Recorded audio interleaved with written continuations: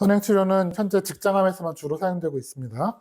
그래서 수술 예정인데 그 전에 수술하기 전에 먼저 항암 치료를 합시다 이렇게 얘기 들으신 경우가 있을 건데요.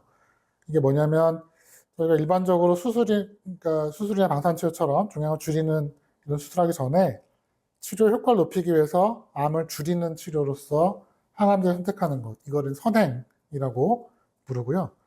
항암 치료에서 종양이 줄어들고 나면 이제 수술을 할 때 수술의 범위도 좀 줄이는 경우도 가능하고, 또 수술하기가 어려운 상태였는데 이 정도면 수술할 수 있겠다, 이렇게 잘라낼 수 있겠다 하는 경우도 생길 수가 있고, 또 장기적으로는 이렇게 치료를 하면 이제 재발률을 더 줄일 수 있다, 그러니까 보조 치료보다 낫다, 이런 게 데이터가 있습니다.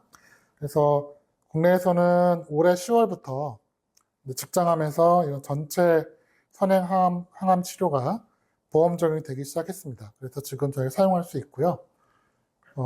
근데 다만 결장암에서는 전이가 없는 경우에 이런 항암제를 먼저 쓰고 수술하면 좋은가?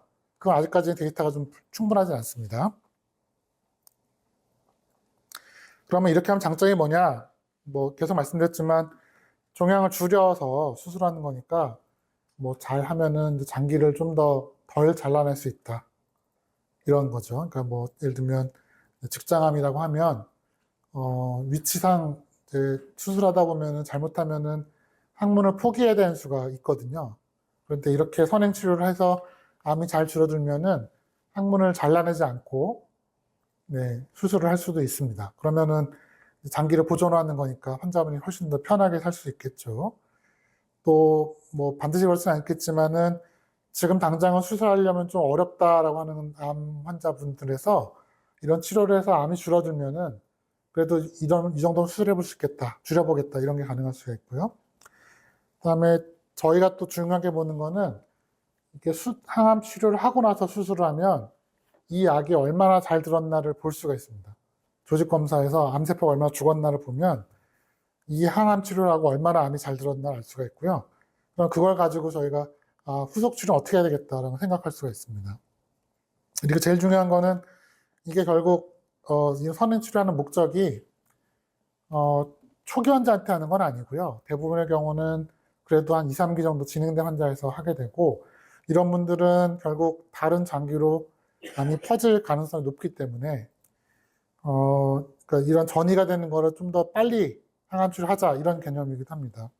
생각해 보시면 그 수술을 하고 나서 항암 치료하는 경우에는 이제 수술하고 회복될 때까지 기다려야 되니까 보통 한 달은 기다리고 한 달 반 기다리니까 혹시라도 그동안에 암이 재발을 하거나 퍼지거나 이럴 수도 있지 않겠냐, 이런 염려가 있는 거거든요. 그래서 먼저 항암 치료를 하면은 그걸 좀 예방할 수 있다, 이런 게 선행 치료의 장점이라고 할 수가 있습니다. 선행 치료 단점은 뭐냐? 항암제 치료가 많이 발전하긴 했는데 그래도 이렇게 해도 안 되는 경우가 있죠. 항암 치료 안 듣는 분들도 분명히 있고요. 부작용, 여러 가지 부작용이 생길 수 있는데, 말씀드렸듯이 이런 선행 치료를 하는 게 주로는 직장암이라고 했잖아요.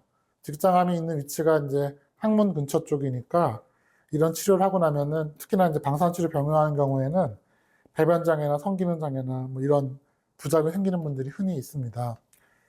그다음에 이제 부작용 부분인데, 이제 다른 부분은 뭐냐면, 이제 워낙 수술을 하려고 했잖아요. 저희가 수술을 하려고 했고, 수술하기 전에 좀 종양을 줄여서 수술을 수월하게 해보겠다, 그렇게 했는데, 근데 항암 치료했는데 항암 치료 부작용이 너무 심해가지고 아무것도 못하게 되는 분들 생깁니다. 수술도 못하겠다, 힘들어서. 그래서 이제 그런 경우는 좀 안타까운 경우죠. 특히나 이제 나이가 많으신 분이거나 아니면 여러 가지 동반 질환이 있어서 이제 치료에 부작용이 잘 생기는 경우에는 이제 어떻게 보면은 이렇게 선행 치료를 하다가 오히려 수술까지 못하게 되는 경우가 생길 수도 있다라는 거죠. 그다음에 이런 치료에 따르는 장기적인 부작용인데, 이건 나중에 한 번 더 말씀드리겠지만, 방사선 치료에 따르는 부작용도 있고 항암제 치료에 따르는 부작용도 있을 수 있습니다. 그리고 이제 치료 효과가 모든 환자가 다 있는 게 아니거든요. 뭐 저기 어려운 말 써놨습니다만, 쉽게 말해서 그냥 항암제 썼는데 효과가 좀 좋은데 모든 환자가 다 듣는 게 아니니까, 누구는 치료에서 효과를 받고 누구는 치료했는데 뭐 약이 듣지도 않고 부작용이 생기고 이럴 수가 있다는 거죠. 그래서 이거를 저희가 미리 예측할 수 있는 게 아니기 때문에 어렵지만, 이런 치료를 했을 때 무조건 좋은 점만 있는 건 아니다. 그렇게 이해하시면 되겠습니다.